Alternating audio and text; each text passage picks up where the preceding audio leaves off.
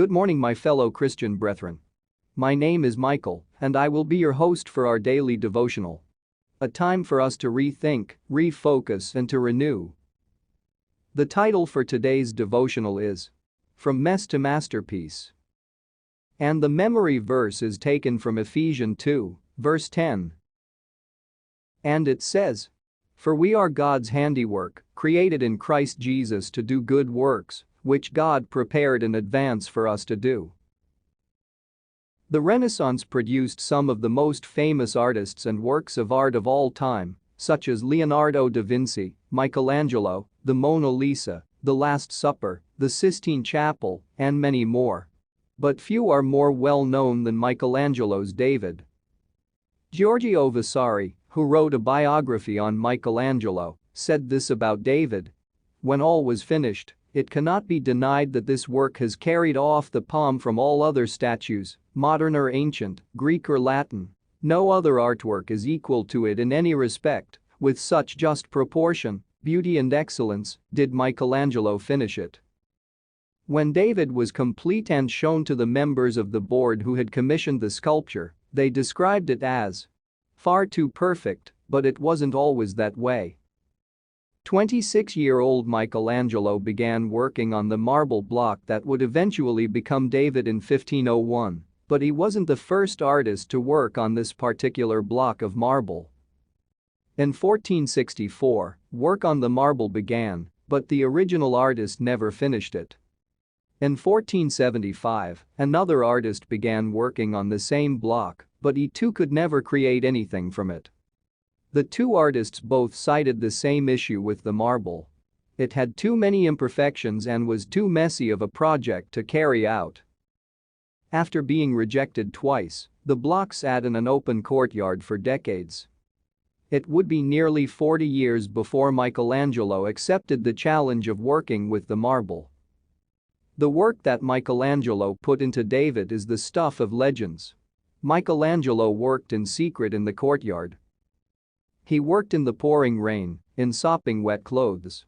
He didn't eat much, and he slept very little. When he did sleep, he would often lie down next to the statue, fully clothed, working at random and at all hours of the night. 3 years later, in 1504, David was finished. The details of his anatomy blew spectators away.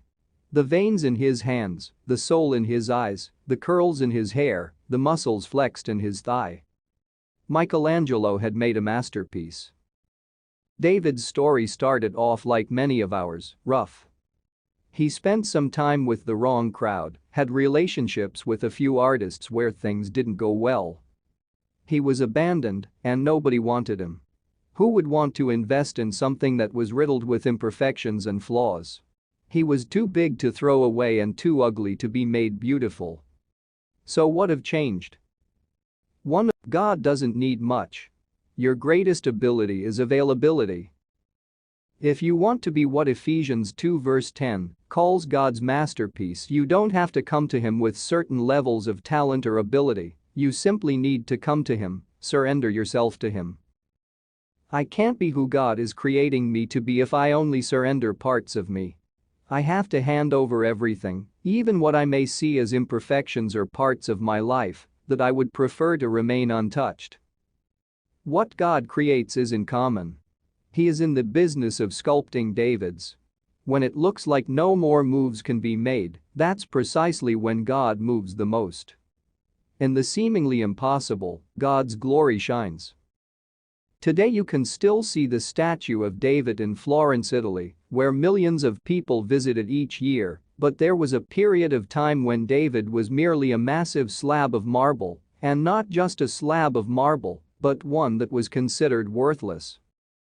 Millions of people who visit the masterpiece each year may know nothing about the story of the mess it once was.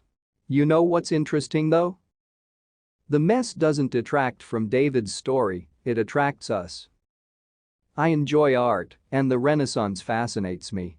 I read up on this story in college, and it has always stuck with me. I've shared this story of David on countless occasions. When I tell people about it, I get the same response, a deeper appreciation for the work of art that it is today. Ironically, in our own lives, it's the exact opposite. We don't want to share the messy parts of our stories. We have this preconceived notion that if we do, people will look down on us and think less of us.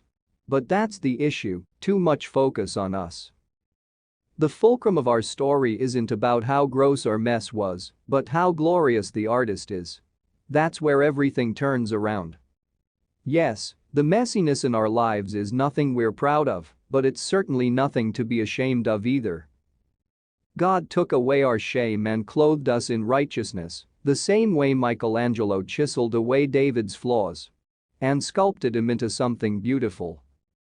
We know what kind of mess David was, and because of that, the masterpiece David became isn't a testament to how amazing he is, it's a testament to how masterful Michelangelo was.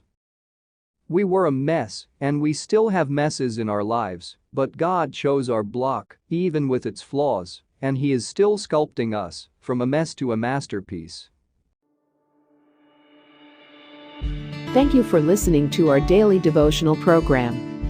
If you like what you have listened, please consider subscribing to our channel so that you will get daily notification.